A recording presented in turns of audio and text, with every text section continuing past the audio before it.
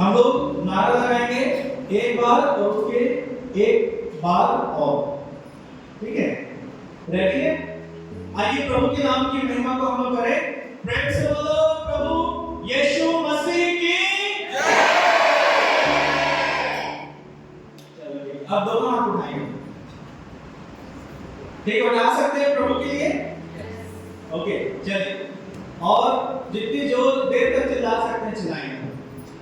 प्रेम से बोलो प्रभु यीशु मसीह की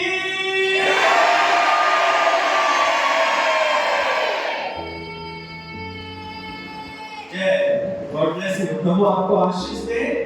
बैठे हैं सब अपने स्थान में। आइए एक बार जोरदार अपने प्रभु के लिए ताली बजाएंगे।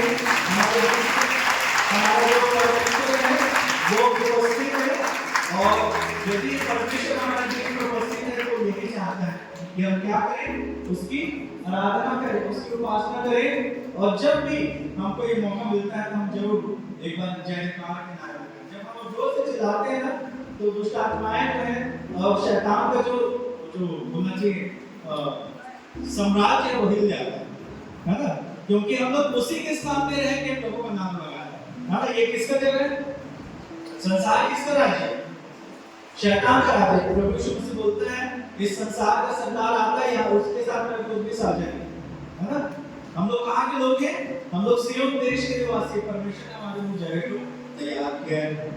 सो आइए इस समय हम लोग परमेश्वर के वचन के समय में जाएंगे, और वचन का जो हिस्सा हमारे बीच में हमारी बहन के द्वारा पढ़ा गया था, नए नियम से हम लोग निकाल लेंगे यूहन्ना की पहली पत्री, उसका पहला अध्याय पद संख्या 5 से लेकर 10 तक। मैं पढ़ रहा हूँ एक बार फिर से, हम लोग सब ध्यान से सुनेंगे। परमेश्वर का वचन यहाँ पर इस प्रकार कहता है, जो समाचार हमने उससे सुना और तुम्हें सुनाते हैं वो यह है कि परमेश्वर ज्योति है और उसमें कुछ भी अंधकार नहीं।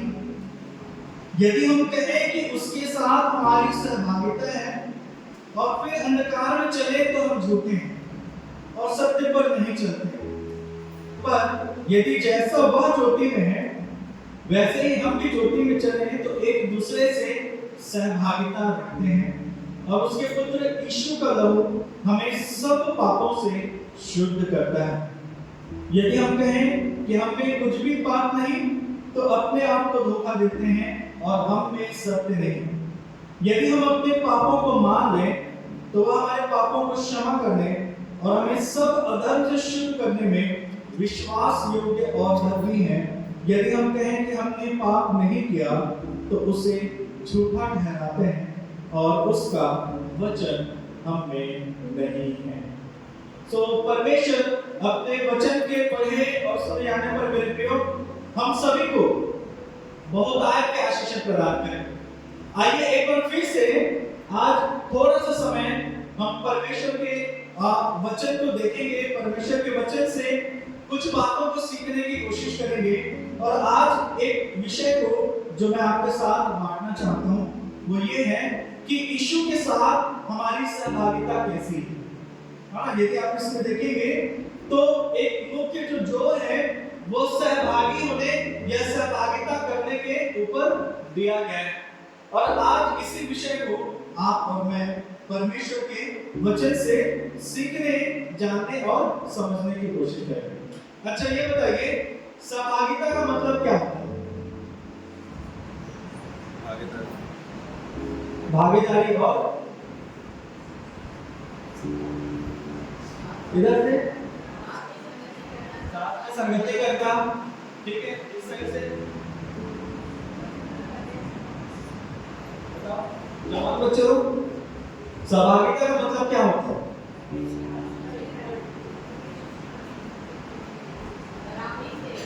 जोर से बोलो, जोर से। शामिल हो, ठीक है? और सामने से आपसी तालमेल, है ना? चलिए ठीक है।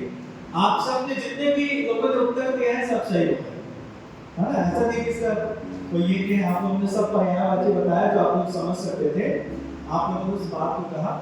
और ये जो बात है सहभागिता तब तक सही नहीं हो सकती जब तक आपसी संबंध सही ना। याद रखें, सहभागिता किसी के साथ भी यदि आप सहभागिता करने जा रहे हैं या उसके साथ आप तालमेल को अच्छे से बिठाना चाहते हैं, तो वो तब तक संभव नहीं हो सकता जब तक उसके साथ आपका एक अच्छा रिश्ता न हो। और आज इसी विषय को एक बार फिर से आप और मैं जांचने की कोशिश करेंगे, जानने की कोशिश करेंगे कि क्या परमेश्वर के साथ मेरी जो सहभागिता है वो सच में सही है कि नहीं। या फिर दूसरे शब्दों में बोले तो परमेश्वर के साथ मेरा जो संबंध है वो सही है कि नहीं है। अभी हम लोग कौन सा गीत गा रहे थे? मैं आजाद तेरे लहू से हुआ हूं। मतलब बहुत सुंदर गीत था। जब बच्चे को गा रहे थे मैं देख रहा बहुत सारे लोग जो है अपने सिरे को हिला रहे थे या फिर जो शब्द उनको आता था वो लोग कर रहे थे, कनेक्ट हो रहे थे ना। एक तरह से कहीं कहीं आपकी सहभागिता वहां पर दिख रही थी, है ना। हमारे बच्चों ने कहा था कि यदि आपको ये गीत आता है तो क्या करना, आप इसको गाना। सहभागिता जो है वो बड़ी ही महत्वपूर्ण चीज है, याद रखिएगा मसीही जीवन में। अच्छा, कितने लोग प्रभु से प्रेम करते हैं? सोच समझ को गाना भाई सब करते हैं ना, बहुत अच्छी बात, ठीक है। मैं हमेशा बोलता हूं कि नहीं भी करते ना तो मैं कुछ नहीं बोलूंगा कि आप क्यों नहीं करते, बस आपकी वो ईमानदारी रहेगी कि यदि आप करते हैं तो आपको उठाया और नहीं करते तो नहीं उठाया, ठीक है। चलिए प्रभु आप सबको बहुत आशीष दे कि आप सब हम सब जो है प्रभु से क्या करते हैं, प्रेम करते हैं। और अभी कुछ दिन पहले हम लोगों ने दुख सप्ताह को क्या किया है, समाप्त मनाया है। उसके पहले जो लगातार हम लोग 40 दिन तक क्या करते रहे, शाम को यहाँ पर सहभागिता करते रहे, संगति करते रहे। सो ये सारी चीजें जो है किस चीज को दिखा रही है कि आपका पार्टिसिपेशन किसी चीज में हो रहा है, किसी चीज में आप क्या कर रहे हैं, भाग ले रहे हैं। और इसी कारण मैंने इस विषय को लिया जो हम लोगों ने यहाँ पर पढ़ा कि एक विश्वासी के जीवन में सहभागिता कितना महत्व रखता है। यदि मैं आपसे पूछूं कि एक विश्वासी के जीवन में परमेश्वर के साथ संबंध कितना वैल्यूएबल है, कितना मूल्यवान, क्या बोलेगा?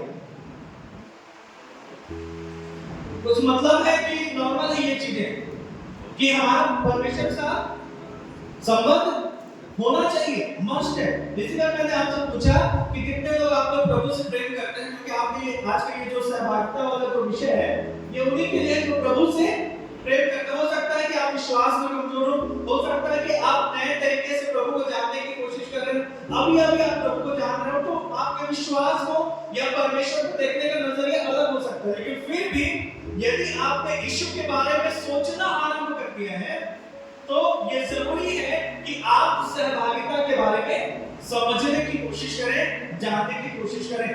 और जैसा कि हम लोग इस बात को देख रहे हैं कि ये जो सहभागिता है वो बड़ा ही महत्वपूर्ण है। और हर विश्वासी जो यीशु मसीह के ऊपर विश्वास करता है उसकी सहभागिता परमेश्वर के साथ होनी चाहिए।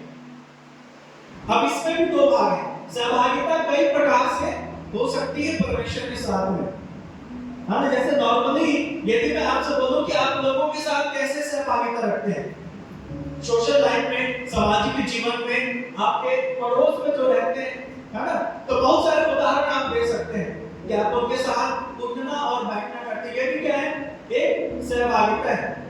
यदि किसी को किसी चीज की आवश्यकता होती है तो आप क्या करते हैं, उसको प्रोवाइड करते हैं, उसको उपलब्ध करा देते हैं। ये भी क्या है, आपकी एक सहभागिता है। संसारिक रीति से सहभागिता भी वैल्यू करती है। यदि संसारिक रीति से उसका अर्थ है तो आत्मिक रीति से भी उसका बड़ा अर्थ होगा। मैं थोड़ा सा कंपेयर करके आपके सामने इस चीज को रखना चाहता हूँ। और आज ये जो वचन हम लोगों ने पढ़ा है ये बहुत ही सुंदर वचन है मेरे प्रिय। मैं आशा करता हूँ कि पहली बार इसको आप लोग नहीं पढ़ रहे, हाँ। यहाँ पर ऐसा कोई व्यक्ति नहीं होगा जो पहली बार पढ़ा हो। यदि कोई विश्वास में है तो हो सकता है वो पहली बार पढ़े होंगे, नहीं तो हम लोग इसको हमेशा ये क्रिश्चियन है या फिर बाइबल को हम लोग कई बार पढ़ चुके हैं, हाँ। यहाँ पर मैं आशा करता हूँ ऐसे लोग जिन्होंने बाइबल को कई बार पढ़ लिया हो, क्योंकि हम लोग क्या है, मसीह लोग हैं और बचपन से क्या करते हैं, हम परमेश्वर के वचनों को पढ़ते हैं। सहभागिता आरंभ कहाँ से होता है? ये एक सबसे बड़ा प्रश्न है। मसीह के साथ आपकी और मेरी सहभागिता का आरंभ कहां से हो सकता है? और इसी बात को यदि आप यूहन्ना की पहली पत्री, जिसको हम लोगों ने पढ़ा, उसके पहले अध्याय और उसके पहले पद को पढ़ेंगे तो यहाँ पर यूहन्ना जो है वो इस बात को कहता है, ध्यान से सुनिएगा। क्या बोल रहा है वो? उस जीवन, हाँ पढ़िए, हाँ, जो आदि से था। कौन सा जीवन?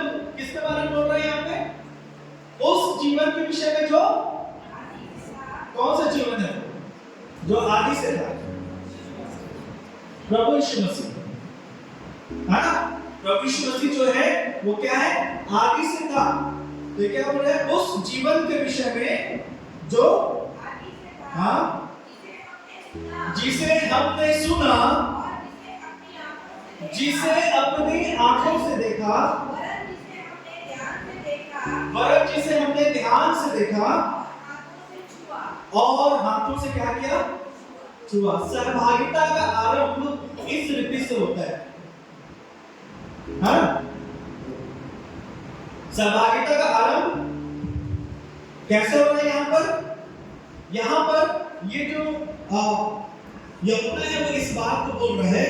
और आइए हम इस बात को देखेंगे, इस बात को समझने की कोशिश करेंगे कि जैसा मैंने इस बात को कहा कि दो व्यक्ति यदि किसी बात के लिए एक मन होते हैं तब एक दूसरे के प्रति वो सहभागिता रख सकते हैं, है ना? तो यदि उनके बीच में अच्छा संबंध ही ना हो तो उनकी सहभागिता किसी काम की नहीं। हाँ, निश्चित तौर पर संसार में बिना अच्छा संबंध के या बिना गहरे रिश्ते के भी सहभागिता की जाती है। लेकिन ये जो बाइबल है या फिर ये जो परमेश्वर का वचन जो हम लोग पढ़ रहे हैं, ये वैसी सहभागिता की बात नहीं करता जो आप और मैं संसार में करते हैं। संसार के लोगों के साथ बिना अच्छा रिश्ता किए भी अपन क्या कर सकते हैं? सहभागी हो सकते हैं, सहभागिता कर सकते हैं। लेकिन प्रभु यीशु मसीह के साथ ऐसा नहीं। आपको प्रभु यीशु मसीह के साथ एक व्यक्तिगत संबंध में जाना पड़ेगा। अच्छा बताइए, व्यक्तिगत संबंध का मतलब क्या होता है? दो लोगों के बीच में एक गहरा व्यक्तिगत संबंध। हाँ ठीक है, बिल्कुल। एक दूसरे के बारे में जानना और सुनना। एक अच्छे संबंध में क्या होता है? जब दो व्यक्ति एक साथ बैठे हुए हैं और उनके बीच में बहुत अच्छा संबंध है ना? एक अच्छा रिश्ता है, तो आप उसको कैसे मार करेंगे? जी हाँ, एक बहुत अच्छी बात परेश भाई ने बोला। क्या बोला? उनके बीच में आपको प्रेम दिखेगा। सिर्फ पति और पत्नी के बीच की बात नहीं। व्यक्तिगत संबंध को एक चीज जो परिभाषित करती है वो क्या चीज है? एक दूसरे के प्रति प्रेम। और यहाँ पर भी यूहन्ना इस बात को बोल रहे हैं। क्या बोल रहे हैं? पहली बात, यदि आप परमेश्वर के साथ अच्छा संबंध रखना चाहते हैं, बनाना चाहते हैं, हम उस प्रेम को उत्पन्न करना चाहते हैं, तो आपको क्या करना पड़ेगा? लिखा हुआ है, उस जीवन के वचन के विषय में जो आगे से था, जिससे हमने क्या किया? सुना।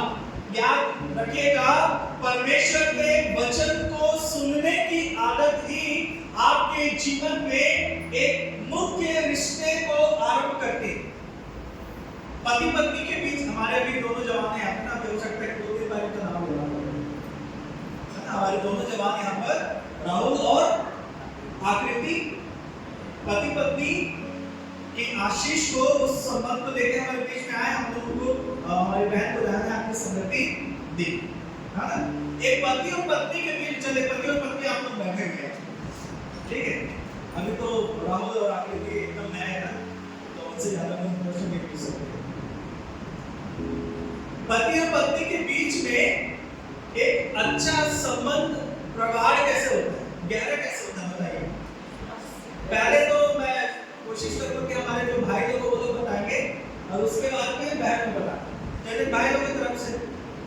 एक दूसरे को समझना और एक दूसरे को समझना, समझना, एक दूसरे की बातों को संभालते। हाँ वेरी गुड। देखिए कितनी अच्छी बात बिल्कुल ये भी हो गई ना, पूरे पुरुष वर्ग की तरफ से उन्होंने एक ही बार में कह दिया, हाँ ना, एक दूसरे को समझना और सम्मान, एक दूसरे को बातों को सम्मान देना, है ना, और हमारी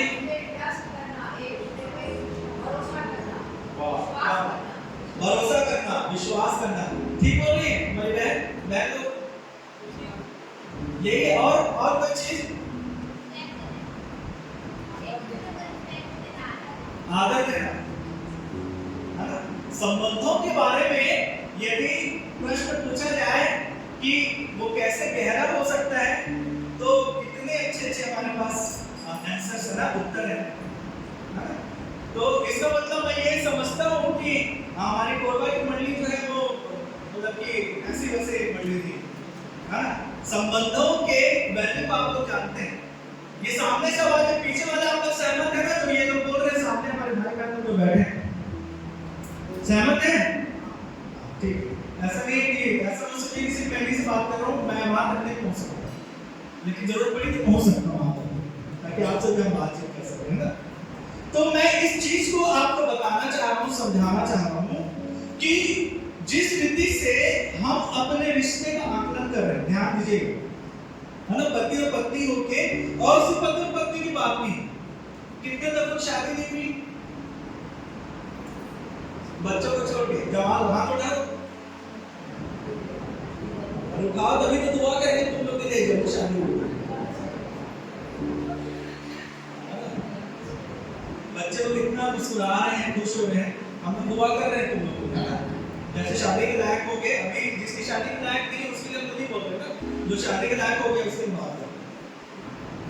तो परिवारों में भी यही चीज होती है ना, पति पत्नी के बीच में भी चीजें अवेलेबल हैं, इनका मूल्य है जो आप लोगों ने बताया, न सिर्फ पति पत्नी के बीच में, लेकिन एक परिवार के बीच में भी यदि रिश्तों में प्रगाढ़पन चाहिए, यदि उसको गाढ़ा करना, उसको मजबूत करना, तो क्या करना पड़ेगा? यही चीज जो आप लोगों ने बताया, एक दूसरे की बात को सुनना, रिस्पेक्ट करना, आदर करना, ये आपको करना पड़ेगा। इसके अलावा कोई दूसरा वो है क्या तरीका है संबंधों को मजबूत करने का? पैसा देंगे तो हो जाएगा मजबूत? यदि पति जो है अपनी पत्नी को भर भर के पैसा दे दे और वो बोले कि भाई इससे हमारा संबंध मजबूत हो जाना चाहिए, हो जाएगा? हमारी बहनें बताइए तो। या फिर पत्नियां आप लोग भर भर के पैसा दे दीजिए पति से, हमारे जो साहब लोग बैठे हुए हैं, हो जाएगा संबंध मजबूत? क्यों भाई? संसार तो ये बोलता है ना कि पैसे से सब कुछ खरीदा जा सकता है, सब कुछ वो ले लेते हैं। कई चीजें बड़ी गहरी होती हैं, रिश्तों को समझने के लिए कई चीजें बड़ी गहरी होती हैं, और याद रखिएगा कि पैसा जो है वो मसीही जीवन में तो ज्यादा फायदा आपको मुझे दे नहीं पाएगा। चलिए ठीक, थोड़ा ट्रैक इधर उधर हो जाता है ना ये विषय ऐसा, लेकिन मैं नहीं बता। मेरा कहने का मतलब ये है कि हम सहभागिता की बात कर रहे हैं, और इसी का मैंने इतने प्रश्न आप लोग से पूछे हैं कि आप लोग जानते हैं और आप लोग उसको थोड़ा सा कनेक्ट कर पाए। जब इतनी गहराई से हम अपने और अपनी पत्नी के साथ, या फिर अपने माता पिता के साथ, या अपने भाई बहनों के साथ, या अपने बच्चों के साथ क्या करते हैं, संबंधों को मजबूत बनाने के लिए कोशिश करते हैं, तो आत्मिक जीवन में क्या इन सारी चीजों को बिना किए परमेश्वर के साथ संबंध मजबूत हो जाए? बिल्कुल नहीं।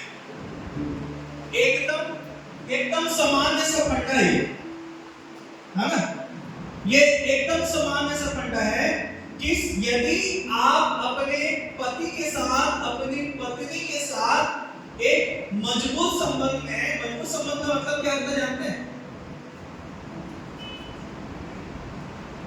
चलिए बात में इसमें आएंगे।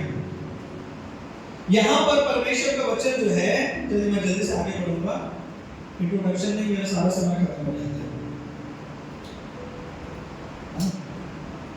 यहाँ पे लिखा हुआ है कि जो सब, ये पहला पद मैं पढ़ रहा था, उस जीवन के विषय में जो आदि से था, जिसे हमने सुना। प्रभु की बात को सुनने के लिए यदि आप उत्सुक रहते हैं, या फिर दाऊद एक बात बोलता है कि मैं क्या हूं, तेरा प्यासा हूं। प्यासे का मतलब क्या होता है? प्यास किस चीज को दर्शाता है? तीव्र इच्छा, किसी भी चीज की तीव्र इच्छा। यदि आपको आपके शरीर में पानी की कमी है तो आप महसूस करने लगेंगे। यदि गर्मी के समय में आपको पानी न मिले तो आपको क्या चाहिए? पानी चाहिए। आप उसको महसूस करने लगेंगे कि कहीं से कुछ मुझे मिल जाए। परमेश्वर के साथ भी यदि आप देखेंगे तो उसके वचन को सुनने की इच्छा यदि मेरे अंदर नहीं है, वो तीव्र अभिलाषा मेरे अंदर नहीं है, इच्छा मेरे अंदर नहीं है, तो ये जो गहरे संबंध की मैं बात कर रहा हूं वो मेरे लिए मुश्किल है। याद रखिए मेरे प्रियो, कई बार हम आते हैं, चर्च आते हैं, जाते हैं, ये बड़ा ही सामान्य हमारे लिए, है ना? लेकिन ये बड़ा महत्वपूर्ण है कि प्रतिदिन आप और मैं क्या करें? इस बात को परमेश्वर से करने की कोशिश करें कि आप उसकी आवाज को सुन पा रहे हैं कि नहीं सुन पा रहे। जिसे हमने सुना और जिसे अपनी आंखों से देखा। देखने का मतलब क्या है बताइए? देखने का मतलब क्या हो सकता है?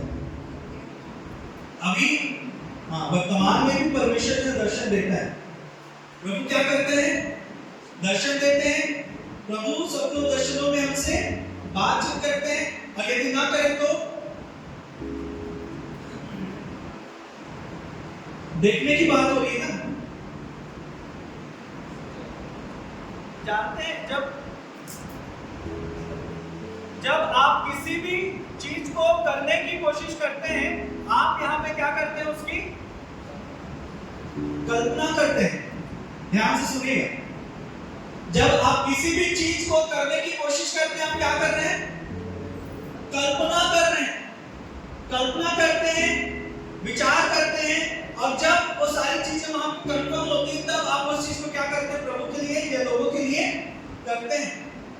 प्रभु को देखने का मतलब भी वही है कि प्रभु के लिए आप क्या कल्पना कर सके अभी तक। यदि मैं आपसे पूछूं कि कई बार हम लोग कल्पना करते हैं, कल्पना कल्पना जो है वो अलग अलग तरीके से की जाती है। एज के अनुसार, उम्र के अनुसार हम लोग अलग अलग चीजों की क्या करते हैं? कल्पना करते हैं। परिवारों में भी माता पिता क्या करते हैं? अपने बच्चों के लिए कल्पना करते हैं। क्या कल्पना करते हैं? जो भी उनकी जरूरत है। यदि वो पढ़ नहीं पा रहे, अच्छे से पढ़ ले, हम लोग कल्पना करते हैं कि हमारा बेटा क्या बन जाए? तुमको क्या बनना चाहते हैं? आईपीएस, है ना? बाहर वही बता रहा हूं मैं क्या बनना चाहता हूं, आईपीएस बनना चाहता हूं, है ना? तो हम लोग अपने बच्चों के लिए क्या करते हैं? कल्पना कर रहे हैं। देखने की बात मैं कर रहा हूं ना। प्रभु के लिए आपने अभी तक क्या क्या कल्पनाएं की हैं? यदि मैं आपको बोलूं कि एक पेज लीजिए और उस पेज में लिखना शुरू करिए, तो कितने बिंदु आप लिख पाए? हाँ, थोड़ा सा प्रैक्टिकली इन चीजों को आपको समझाना चाहता हूं। याद रखिएगा, बिना देखे प्रभु को या प्रभु की बातों को देखे या उसके बारे में सही कल्पना किए आप जो है अपने संबंध को प्रभु के साथ आगे बढ़ा ही नहीं सकते।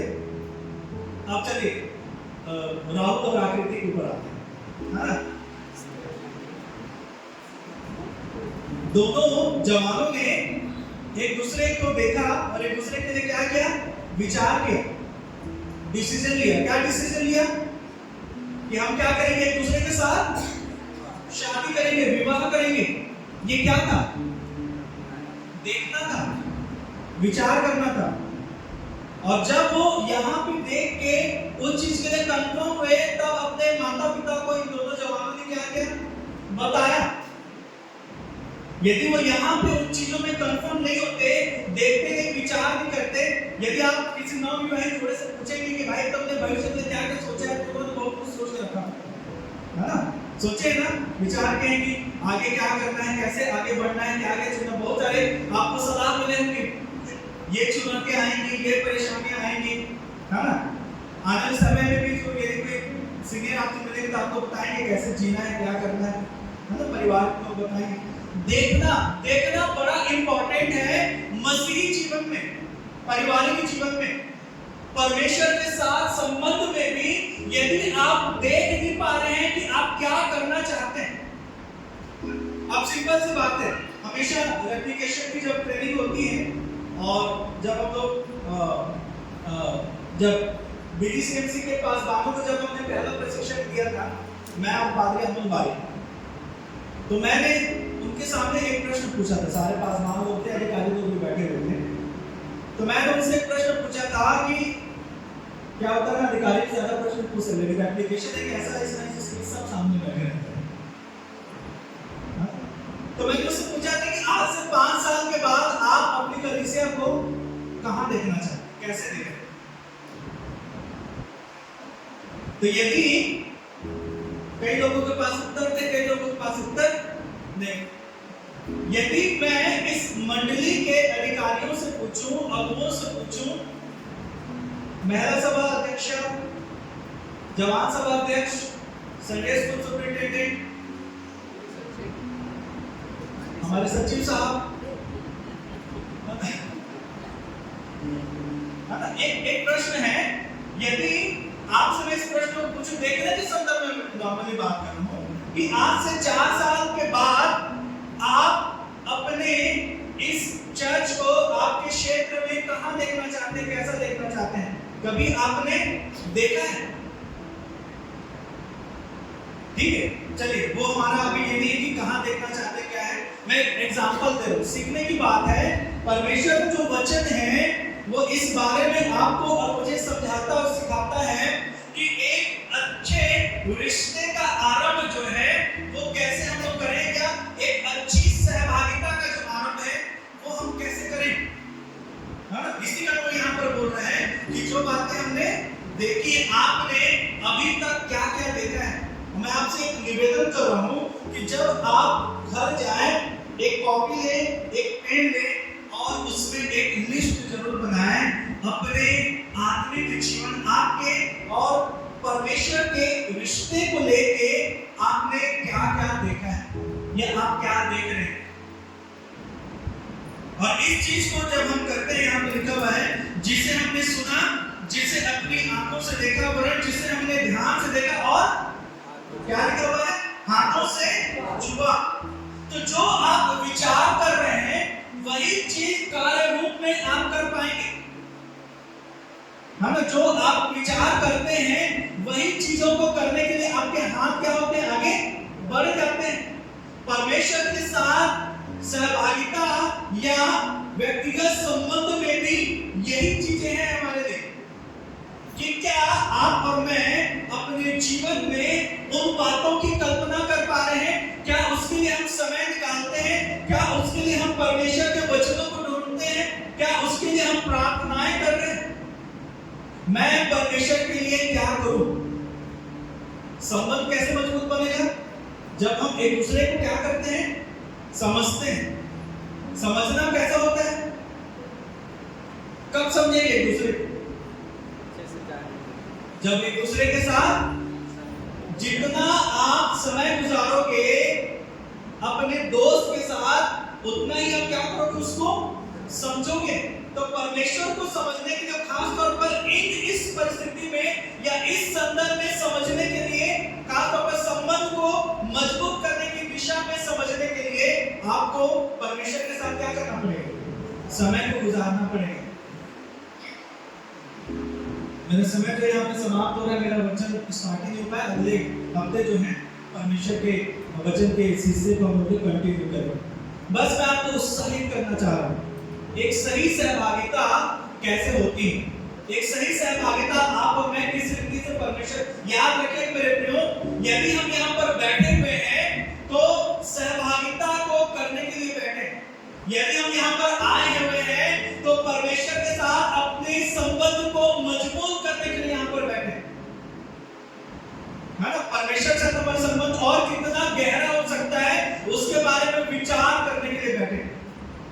मैं आशा करता हूं कि आप लोग घर में भी इस बारे में सोचते हुए विचार करते होंगे, क्योंकि से पति और पत्नी के बीच में जब ये बातें आती हैं कि कैसे हम लोग और चीजों को अच्छा करें, तो हम लोग क्या करते रहते हैं, लगातार उसके बारे में विचार करते रहते हैं। पति अपनी पत्नी के बारे में विचार करता है, पत्नी अपने पति के बारे में विचार करती है।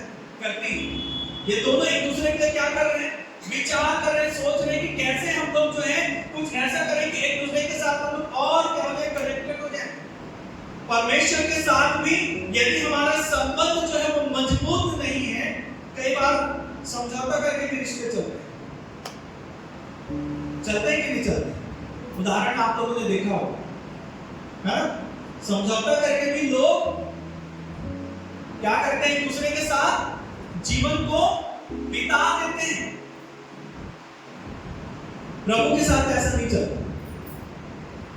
यदि हम परमेश्वर की संगति में आ रहे हैं, यदि मैं कहता हूं कि मेरा यीशु मेरा उद्धार करता है, समझौते के साथ मत चलिए, क्योंकि प्रभु को इस बात की परवाह है कि उसने यदि अपने जान को आपके लिए दिया है तो आप उसके लिए, हाँ, हम स्वीकार करते हैं ना कि प्रभु ने मेरे लिए अपनी जान को दिया। यदि मैं इस बात को महसूस कर रहा हूं, स्वीकार कर रहा हूं, तो प्रभु को देने के लिए मेरे पास क्या है, एक मजबूत और गहरे संबंध से बेहतर उपहार प्रभु को देने के लिए मेरे पास कोई दूसरा नहीं हो सकता। मेरे प्रिय, मैं यहीं पर समाप्त कर रहा हूं। मैं आप सबको उत्साहित करना चाह रहा हूं। ये बड़ा ही गंभीर मुद्दा है और इस मुद्दे को लेने के पीछे मेरा एक विशेष कारण भी रहा है, जिसको मैं बाद में आप लोगों के साथ साझा करूंगा। ये विषय बड़ा महत्वपूर्ण है। यदि मैं इसके बारे में नहीं सोच रहा था या सोचना ज्यादा महत्वपूर्ण मुझे नहीं लगता, तो फिर से मुझे अपने घुटनों में आके प्रभु के सामने आने की जरूरत है कि इन बातों के लिए मैं कितना विचाराधीन हूं या अपने मनों में मैं विचार करते रहता हूं। परमेश्वर आज के इस वचन के हिस्से से हम सबको आशीषित करे और प्रभु हमारी सहायता करे कि हम जो है इस विषय में और मजबूत हो, परिपक्व हो जाए और परमेश्वर के आशीष को हम जो है अपने जीवन में प्राप्त कर पाए। सो परमेश्वर इस वचन के द्वारा हम सबको बहुत आशीष करें। आमीन। प्यारे खुदावंद, एक बार फिर से हम बड़ी नम्रता और दीनता के साथ आपके चरणों के निकट आते हैं, आपकी प्रशंसा करते हैं, आपकी बड़ाई करते हैं, धन्यवाद देते हैं। मेरा चर्च पूर्वा के लिए धन्यवाद देते हैं प्यारे पिता कि आपने अनुग्रह प्रदान किया और फिर से आज हम सब एक झुंड में एक साथ होके आपके चरणों के निकट आ पाए। प्यारे यीशु राजा, यीशु के नाम से हम आपसे विनती करते हैं, आपका अनुग्रह इसी रीति से हम सब के जीवनों में हमारे साथ बना रहे। जबकि प्यारे परमेश्वर, आज हमने सहभागिता के विषय को समझने के लिए प्रभु जी आपकी ओर देखा है, निहारा है। बहुत सारी गंभीर बातें हैं प्यारे परमेश्वर पिता। यीशु नासरी के नाम से मैं आपसे विनती करता हूं, आप हम पे दया करें और हमारे विचारों को और प्रभु जी आप क्लियर करें, साफ करें प्यारे खुदावंद, ताकि इस विशेष प्रभु जी विषय के ऊपर हम आने वाले दिनों में भी सीखने वाले हो सके प्यारे खुदावंद। ये हुआ सो यीशु नासरी के नाम से हर एक विश्वासी भाई बहनों को जो आज यहाँ पर हैं प्रभु, जिन्होंने प्रभु आपके वचन को सुना, हम सब मिलकर प्रभु जी आपके आराधना उपासना कर सके, सारी बातों के लिए हम आपको धन्यवाद देते हैं। हम सबको आशीष दें और हम सबको आप अपने नाम की महिमा के निमित्त इस्तेमाल करें। प्यारे खुदा की हवा मेडाई चर्च पूर्वा और इस पूर्वा के चर्च के हर एक विश्वासी भाई बहनों को, प्रभु जी परिवारजनों को आत्मिक रीति से परिपक्व होने के लिए हम आपके हाथों में सौंप देते हैं। प्यारे खुदा, हम सबका आज यहाँ पर इकट्ठा होना आपको ग्रहण योग्य हो सके। यीशु नासरी के नाम से प्यारे पिता, जब प्रभु हम यहाँ से वापस जाते हैं, आप हमारी सुनि लें, हमारी सहायता करें और जब कल फिर से एक नया हफ्ता शुरू हो रहा है, प्यारे पिता यीशु नासरी के नाम से होने दें कि प्यारे प्रभु जी उस प्रभु हफ्ते में हम आपके साथ इसी विषय को लेकर चलें कि किस रीति से दिन प्रतिदिन आपके साथ हम अपने संबंध को मजबूत कर सकते हैं और प्रभु हमसे आप बातचीत करें, हमारे जीवन में खुद को प्रकट करें और होने दे प्यारे परमेश्वर यहोवा अगले रविवार को जब यहाँ पर आए तो फिर से गवाहियों के साथ हम यहाँ पर आने वाले हो सके। सो प्रभु इस पूरे आपके हाथों में सौंपते हुए बड़ी नम्रता और दीनता के साथ पिता आपको धन्यवाद देते हुए हमें से प्रत्येक के जीवन आत्मा प्राण और देह को आपके हाथों में सौंपते हुए हम मिलके ये विनती अपने उद्धारकर्ता मुक्तिदाता प्रभु यीशु मसीह के जीवित और सामर्थ्य नाम से मांग लेते हैं। सुन को ग्रहण कर रहे हैं। आमीन।